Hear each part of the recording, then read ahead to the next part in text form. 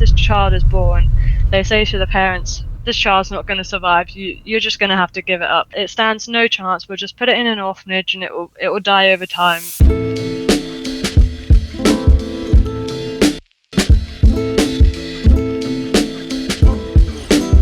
Welcome back to Other People's Lives. I'm Joe Santagato. I'm Greg Dybec. Just want to give a quick shout out to all of our patrons out there over at patreon.com/OPL show who are supporting the show. If you join our Patreon, you get access to bonus episodes and sometimes follow-ups with previous guests. Yes, and now everyone, it's time to buckle up because honestly, from the bits and pieces of the story that we do know, I think we're in for a ride that's going to take us across a few different countries, through a few different decades, a little bit of history lesson. So trust us, there's a lot to talk about here. And as always, we have our guests on the line. So thanks so much for chatting with us today. Hi there. So it seems like in order to kick off this story, we kind of first need, I guess, a quick lesson on Chernobyl. If you're not familiar with Chernobyl, I have a short casual description. I got my fake glasses on to make me look smarter. But basically in 1986, in what was then the USSR, one of the reactors of the Chernobyl power plant exploded, which caused a mass amount of radiation. It's considered the worst nuclear disaster in history, and there have been an estimated number of deaths in the thousands, and the area around the power plant is still an exclusion zone because of how radioactive that area is. Now, before we get into how all this ties into your story, I want to point out that a key topic surrounding Chernobyl is the fact that the Russian government essentially tried to cover up the severity of the event when it happened. They tried to hide it from the world. They didn't immediately evacuate civilians in the surrounding area, even though the radiation levels were deadly. And to this day, they've downplayed the number of deaths related to the event, despite countless reports of people dying from radiation or complications or cancer due to that radiation exposure. So basically sort of gives you proof that our governments don't always tell the truth and might not always have our best interests in mind, I guess you could say. So with all that said, can you explain to everyone listening what Chernobyl has to do with your story? Yeah, sure. So like you said with Chernobyl, it was a big disaster, but it wasn't actually until Sweden found out about it until the rest of the world knew about it, because like you said, Russia definitely tried to hide it from the rest of the world. But I was born 11 years after, so 1997, in Belarus, and Belarus was actually more affected than the country Ukraine, because Ukraine was where it happened, but because of the winds on when it happened, it was Belarus that got most affected. So I was born in 97 Belarus, but and throughout the pregnancy, I think my parents were under the impression, obviously medical staff were under the impression that my birth was fine, the pregnancy was fine, because they didn't really have the technology they have nowadays. So they didn't have ultrasounds or whatever to see. But when I was born, basically they very quickly come under the realization this wasn't a normal birth. I came out with deformed arms, so I have no arm on my right and half an arm on the left with two fingers. Definitely not normal. But I mean, I had a brother who was born a year before that who had no deformities, whatever. So the birth was obviously affected by radiation poisoning throughout the pregnancy from either the mum or maybe the dad before the pregnancy actually happened, through food or food or water contamination. And that's super common in that area. So you said Belarus was affected, and that's one of the outcomes. Yeah, so Belarus was definitely affected most, because obviously that's where most of radiation covered. So radiation, they have a really bad problem with radiation. There's a lot of places that did have to get evacuated. But like you said, Russia tried to cover this, and they didn't actually evacuate the places where needed at the time. So it got to the point where it was too late for evacuation. A lot of people were contaminated. But again, this was 11 years on after the radiation where I was contaminated. So it just kind of proves how much the contamination had gotten too fast. So 11 years on, I'm here getting born with birth defects, and they were still a bit oh, what's happening here? But again, it's not as uncommon as you think at that time, because there were a lot of births at that time where people had deformities and a lot of health issues where they couldn't really save a lot of these children, and a lot of them did die immediately after birth. But I mean, luckily I'm still here. But my parents were told at the time that I wouldn't survive. And has it been confirmed? Has it been confirmed that it was through water contamination? There's no way of telling how the contamination occurred, but it was either from the father, so from the father before contraception or whatever, but most likely it's from the mother throughout the pregnancy. But early on in the pregnancy, she obviously had a bit of food, a bit of water that was contaminated with radiation. Of course, that affected the pregnancy incredibly. But it kind of proves, because I did have the brother that was only about a year older than me, like my birth brother, where he was born with no problems whatsoever, but the mother obviously contaminated. Since then, again, this is 11 years on, and she got contaminated with my birth, which affected me. Yeah. Does that affect her in any way? What's that? Sorry. I was gonna say, does that affect her in any way if she? No, I mean as far as I know, she's perfectly healthy.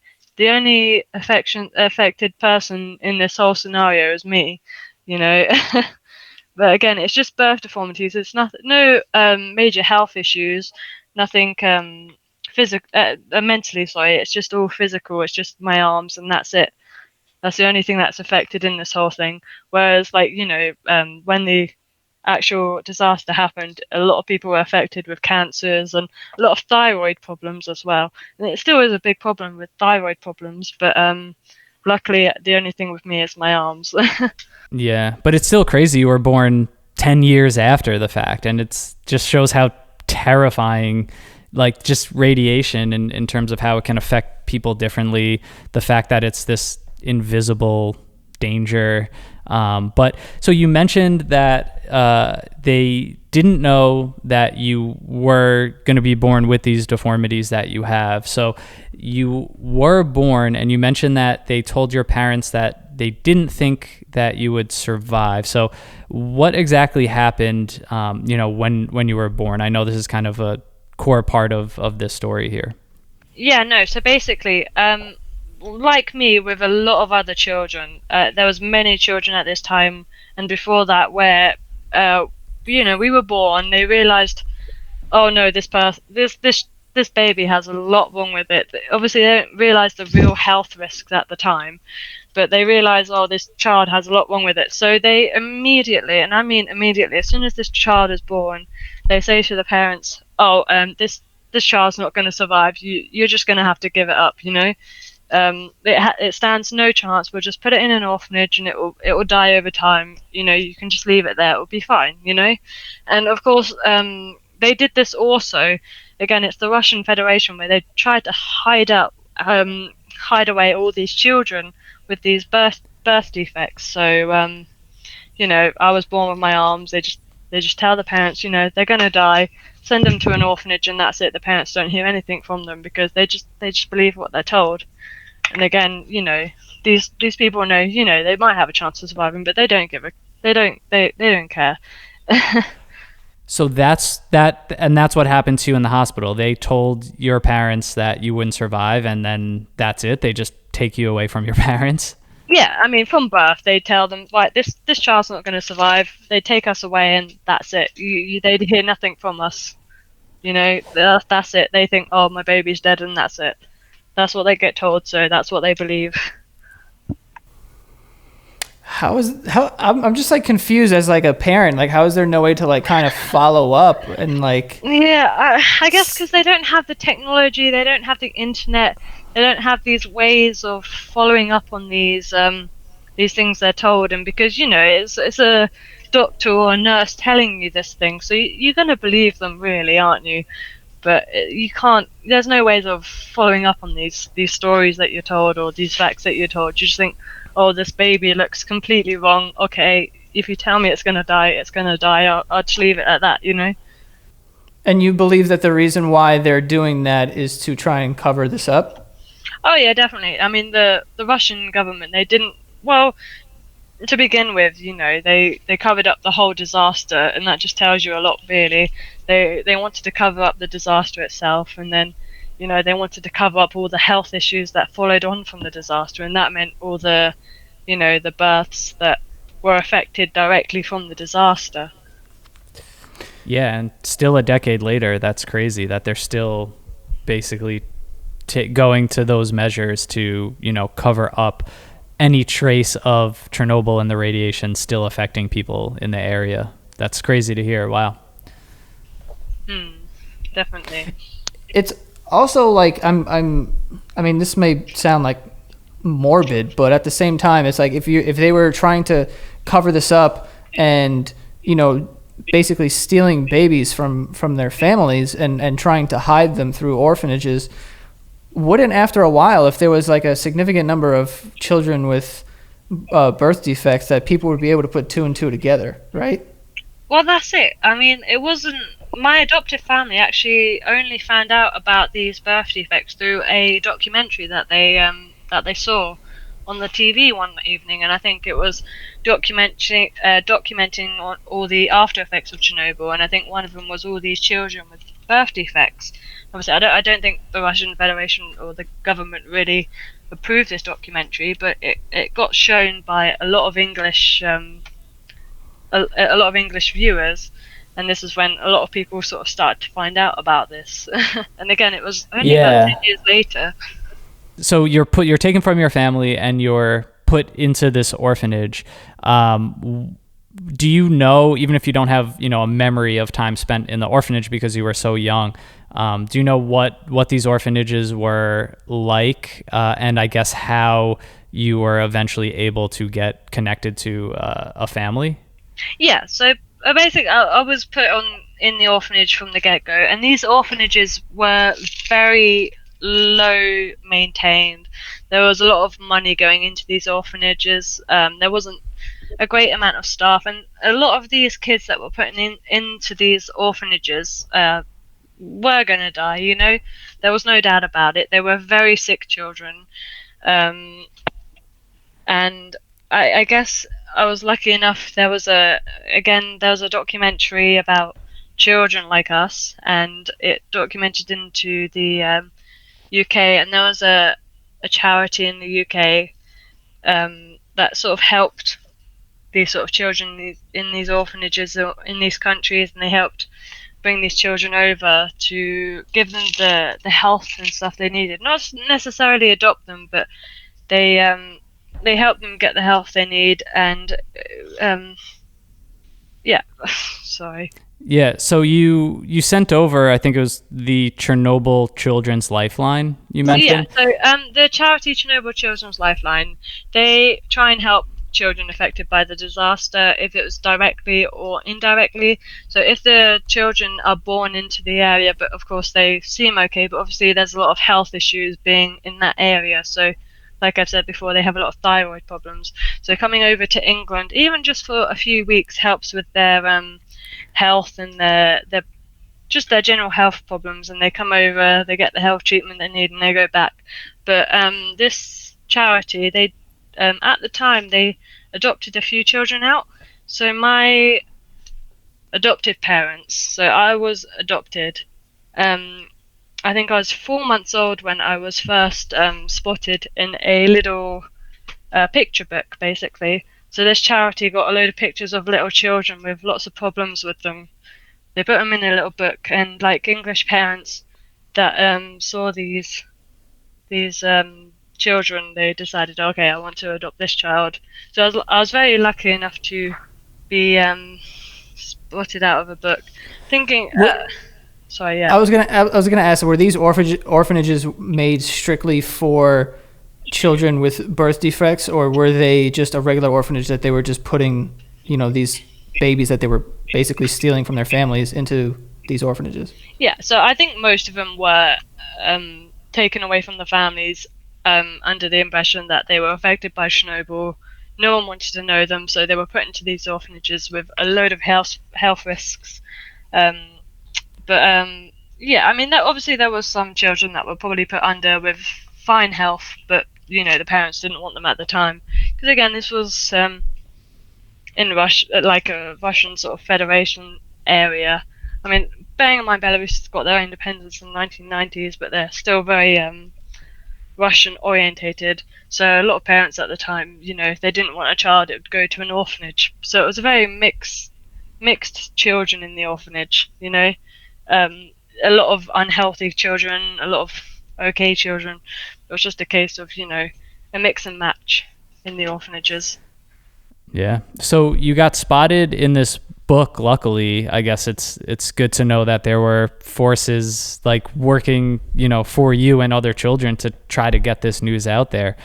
So a family in the UK saw you, and then at what point did this become official, and what was the process of them actually adopting you? Okay. So obviously they went to this charity after they watched the documentary because my adoptive parents, they were told they could never have children. So what they decided to do is they wanted to adopt a child that had a lot of physical problems where they knew that they could spend all their time and effort on to help this child. So they looked through a little picture book that they were given, and I think they chose a few pictures of children. Bearing in mind they were after a little boy to begin with, and I think they picked me out thinking I was a little boy, after realizing they were told I was a girl. However, I was cute enough for them to still go ahead with it. So the charity gave them this book. They said, "Look, choose what child you want." I think I have a little diary of what my adoptive mum gave me. She said that the whole process of the adoption. So they chose me from the book. This was when I was 4 months old. Actually, I think they chose me from the book. And it wasn't until 2 years and 4 months I actually came over to England because they were obviously in England. It wasn't until 2 years and 4 months I was brought over to England to not essentially get adopted, but to get the medical treatment to begin with. Because obviously I was born in a very uncivilized place where they didn't have the money or resources to treat children like me who did have a lot of medical problems. So I came over on a medical visa essentially, and it wasn't until a few years later where I was finally adopted because the adoption process was very hard and very difficult and very long because obviously I was essentially a hidden child that they didn't want anyone to know about. So they made it very difficult for my parents to adopt me. Yeah, no, it's amazing just to hear that, and I think hearing that this is a family who specifically went out of their way to find a child that would need help, that would need extra attention, medical care. I mean, that's a special type of person and special type of family, and that's incredible that they were able to find you. And like you said, it seems like it was not an easy process, basically adopting someone from the situation that you're in, and it's for the fact that it took 2 years and they stuck with that to make that happen. It's just incredible how things are able to work out that way. Oh yeah, definitely. Even when they got me at 2 years and 4 months, it wasn't until I was about 6, until they finalized the adoption because it was so much. And also, it wasn't just time and effort; it was also a lot of money into this adoption. And they proceeded with it and they persevered. You don't really want to mess with Russian governments, but they persevered and they got with it. And it wasn't until a few years after I was adopted, actually, where they completely stopped adoptions from Belarus into England. So I was very lucky in that sense, where I was adopted at the time I was. So when you were adopted and now you're growing up with this family, at what point did you find out that you were adopted, and also at what point did you find out that you were basically stolen from your birth parents? Yeah, so basically, you grow up and you hear little details growing up, basically. So, I knew I was from Belarus, and I knew it was, I don't know, I wouldn't say I knew a specific age, but I would say about from 8 or 9, I came to the realization, it was a thing called Chernobyl.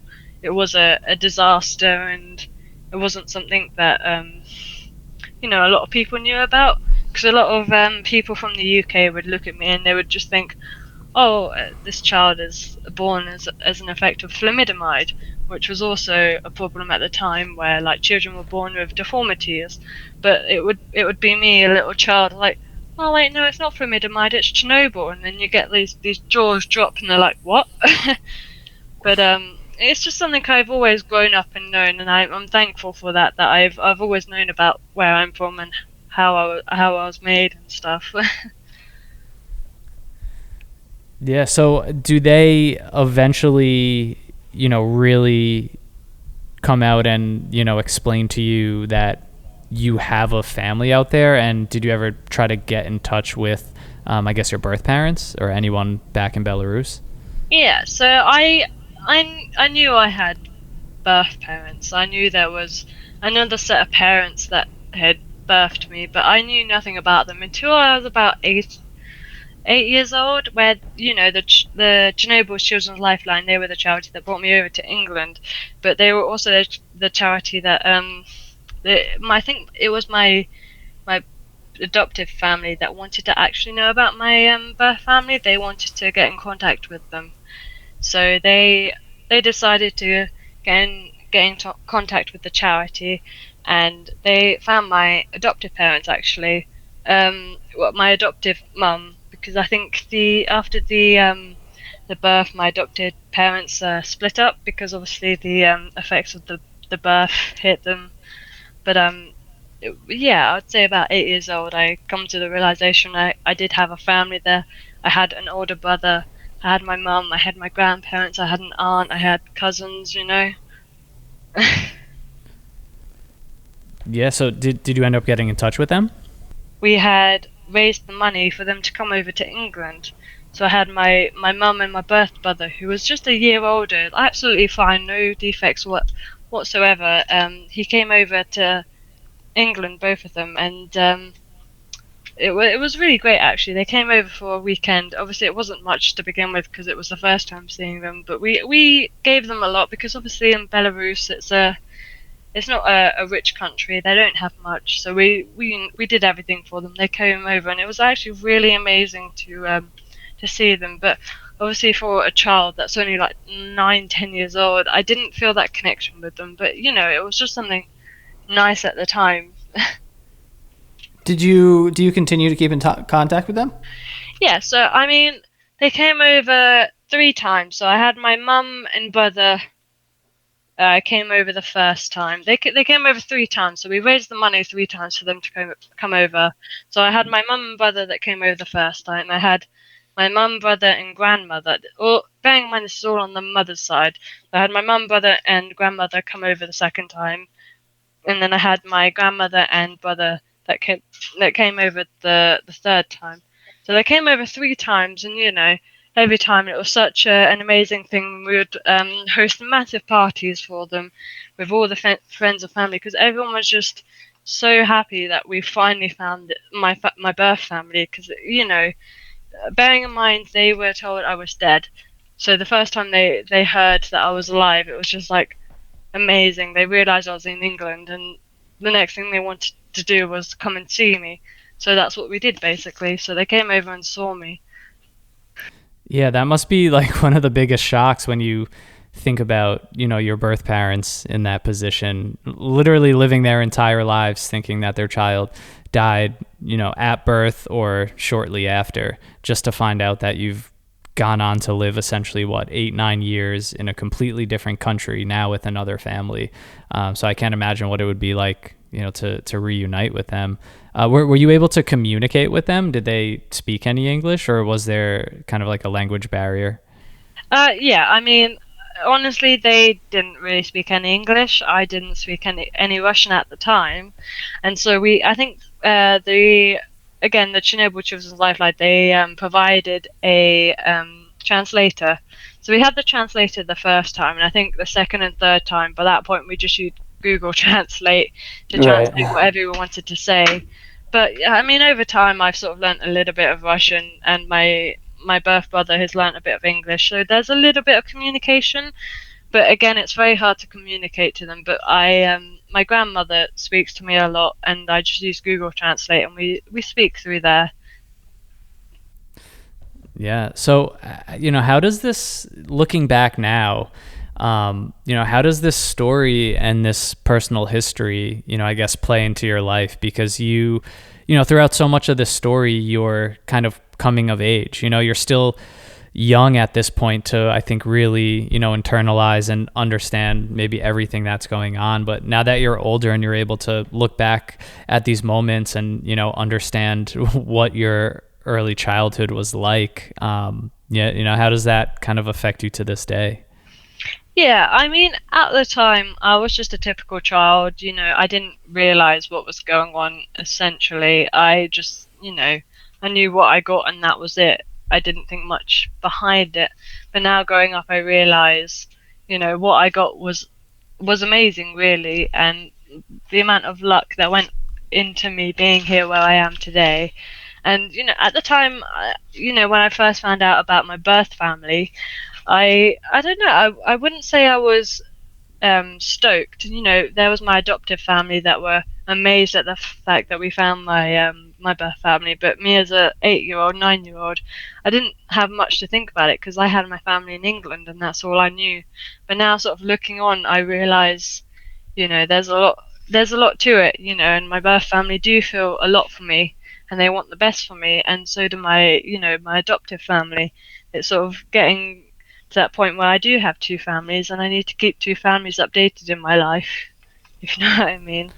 Yeah, I mean, I think it's like it's amazing that a story like this where you're kind of ripped from your family at birth, and I feel like it's even harder then to try and find out who your birth parents are. So the fact that you were able to do that, and also the fact that you said that they stopped letting people from England adopt, shortly after that you were adopted. Like, this is all like very fortunate for you in your situation, to be able to find them. And like, I think that it's a lovely thing that you were able to find your birth parents and like keep a relationship with them as well.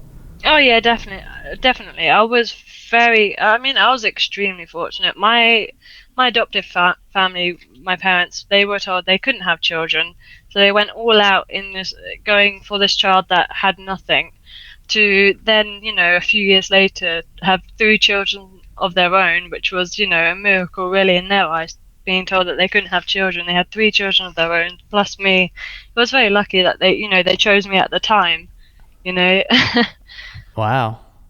mm. Wow. Yeah, that's it's just, to come from such unfortunate circumstances that are so out of your control and your family's control to, now just to be able to, be fortunate in this way and have that family and be able to, receive the help, the medical attention. And, I think overall, this is an important conversation because we're not just talking about something, from the past. And I'm actually on the Chernobyl Children's Lifeline website now, and this is still up and running. And it still says here that, throughout the UK, they raise money to bring children over for what they're calling recuperative breaks away from high background radiation levels, basically so that these children can just take, weeks in the UK to enjoy uncontaminated food, breathe clean air, allow their immune systems to recharge. And this organization is still looking for volunteers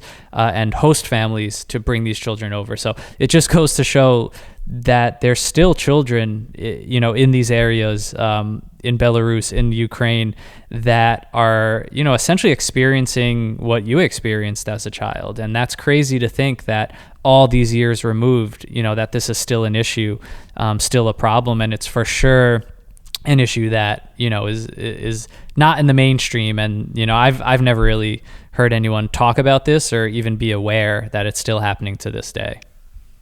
Yeah, I mean, to be fair, before my parents adopted me, that's how they got to know the charity. They used to host children from the area who were contaminated, who were living in these contaminated areas where they didn't have fresh food and water. They would host a couple of children each summer, I think it was from like 11 to 15-year-olds, where they would host a couple of children each year, just to give them that extra life and the health and the care that they needed. And yeah, I mean that's how they got to know the whole thing, is to host these children. Yeah, From this it's all from this one little documentary that was shown, I think one year they decided to host these children and they decided to adopt. It was all from this charity, really. Wow. Yeah, it's I know for us, having not really known, that this was even an issue or something still happening, it's, crazy to hear, and it's super eye-opening. So, we really thank you for sharing this, personal journey and, the story of your life to, kind of help bring attention to this. Yeah. Yeah, thank you so much for coming on and sharing your story. We appreciate it. Yeah, thank you. No worries. I want to talk to you guys about Native Deodorant, which is by far the best deodorant that I've ever used. And Native blocks odor, it smells amazing, but the best part is truly that it's made with better ingredients. So I still remember finding out when my old generic deodorant I was using was full of things like aluminum, other ingredients that I didn't want on my body. But with Native, I know that I'm not getting any of that. And right now I'm using their cucumber and mint scent, which is incredible. It lasts all day. The scent is the perfect strength, I think. It feels great on the body. It's like not hard, it's not clumpy, it's not too wet. All those issues I've had with past deodorants, I don't have with Native at all. And the best part is Native is risk-free to try, and every product comes with free shipping within the US. You get free 30-day returns and exchanges. There's a reason that Native has over 14,000 5-star reviews. That's not something that happens by accident. A lot of people love this brand, and if you haven't checked it out already, seriously, I use this every day. I don't plan on ever stopping, using Native. And do what I did, make the switch to Native by going to nativedeo.com/OPL, or use the promo code OPL at checkout and get 20% off your first order. That's nativedeo.com/OPL, or use the promo code OPL at checkout for 20% off your first order.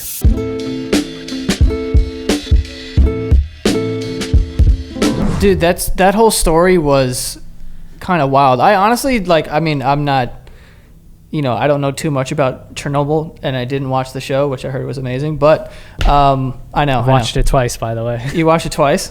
Yeah, it's that good. I heard it's Chernobyl on HBO. If you haven't seen it, that'll teach you everything you need to know. Yeah. But yeah, I think it's wild to hear this story about how not only, it's already crazy that, you are basically stolen from your family, or you were born during this time where things were happening and affecting everyone's birth or whatever, but you're hearing about this sort of, I don't want to say conspiracy because we know what it is, but just stealing these babies from their families to try and cover up the fact of the severity of the situation, being a part of that, and then, being able to find your birth parents after that. There's just so many layers to this story, and it's just wild. Yeah, it was such a disaster in the moment for what it was, but it's crazy because the repercussions that it had and that it's still extending to today. Don't quote me on the number, but I'm pretty sure the official number of deaths that the Russian government claims from Chernobyl is 27 or something like that, when clearly thousands died almost immediately from the radiation exposure. The level, the cancer levels in children has skyrocketed in the surrounding areas. She's a perfect example, just having parents in that area and then to just be born with those deformities.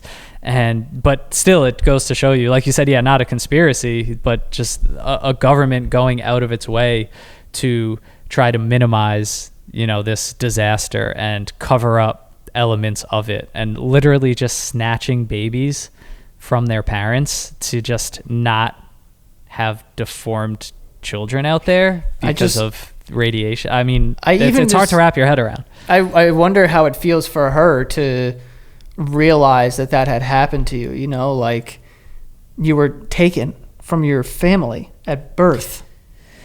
Yeah, I guess, I don't know. It's tough. Like, she admitted, like they lied to your parents. Yeah. It's almost like, just hearing her talk about it, that it's just like an expected thing. You know, like, well, yeah, that's just what our government does. That's just what it is. In that area, that's just how it is. And no one has the power to fight back. No one maybe, you know, is going to question authority, like a doctor or a nurse or someone in that position, because, you know, there is such poverty and the standard of living is lower, and you just kind of take it as it comes, I guess, is kind of like the sense that I got from it, where, you know, she was almost just like, yeah, that's the way. It is what it is, kind of thing. Yeah.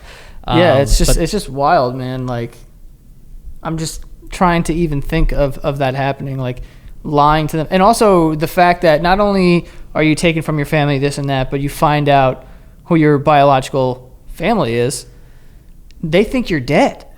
Yeah. And then you are a real life person who's 8 or 9 when they first met, I believe she said. Like, what is that like? Your family thinks you're dead. And then you're like, by the way, I'm you alive. Pop up with an English accent and you can't even communicate with your birth parents because you don't speak the same language. That's insane. That's like just wild, dude. Yeah. It's a crazy story, and like, you know, I just, you know, it's no words. Like, it's crazy that there's people out there with stories like that. You know what I mean? And this has probably happened to so many people from that area in that time. You know, little things like that. Because she mentioned the orphanages had a bunch of sick kids and a bunch of people who had some sort of birth defects, and it was a common thing. So I wonder how many people this has happened to. Yeah, think of how many like lost children, almost in a sense, that like, you know, or just taken from their families that never did get adopted, that had to live in, you know, those conditions of the orphanage for however long they lived, honestly. And there's really probably not many records around that. It's it's something really, you know, crazy to uncover. And like I said, just going through this, the Chernobyl Children's Lifeline, it's ccll.org.uk. You know, just to see how relevant this still is now. You know, this isn't an old site. This is up to date. They're still raising funds. They're still bringing kids here, not even to adopt, but just to say like, hey, do you want to bring a child over to the UK so they can breathe fresh air for, you know, a few days before we send them back? That's so wild. Yeah, I was, I'll admit, like, I was definitely, you know, unaware of this. I think how far-reaching, you know, the effects of that disaster, and not just the disaster, but how it was handled after, and, you know, the government trying to cover it up, or maybe not making the exclusion zone big enough, or not evacuating people in the area soon enough because they didn't want to, you know, cause havoc or chaos. You know, those were decisions that were made that, you know, now decades and generations later are still having an impact. And, you know, for her, you know, to speak to her, I think it's, you know, it's great. It's just great to hear, you know, how much luck she was able to have after being born into those circumstances, how fortunate she was to, you know, find this family and now be living comfortably, I hope, you know, it seems. So that's at least, you know, really good part of the story that started out in a really ugly way. And also shout out to her parents who adopted her, because like I said during the show, like those are special types of people, you know, who go out of their way to find misfortunate children who need extra care and attention, and just say, that's for us. Like the one that no one else wants, the one that even people who want to adopt just might think this might be too much work or too much strain on us. Like, no, this is what we want because we can provide something for them. That in itself is amazing to hear. Yeah. There's so many crazy components to the story that are just like, it makes for one wild ride, honestly. Like it's just crazy when you think about all of it. And it's even like a degree of funny that she just told that whole thing so casually, just like, yep. fucking taken right from the hospital, and here's the thing. Yeah. I guess that's the positive of it, is that all of this happening to her so young and as a baby, at least she doesn't. Yeah, she doesn't have these memories, or she doesn't necessarily have, as much trauma. Like, these aren't things she's reliving. So I guess that's a good thing in this sense. By the time she was able to be old enough to, form her memories and her relationships, she was luckily in a good and secure place. For sure. Yeah. But wow, crazy episode. But for anyone out there who wants to write into the show, if you feel like you have something that's good for an episode, don't hesitate to reach out to us. Go to oplshow.com, fill out the contact form, send us an email, and we will schedule something out. Yeah, follow us on Instagram at OPL Podcast, Patreon at patreon.com/OPL Show. We got a bunch of bonus episodes. We got follow-ups. We're doing a ton of fun stuff there. So you get all these additional episodes that will never air on this main channel. So if you want more of us, that's where you can go, and it helps support the show. So that is all we got. Yep, that is all. See you guys next time.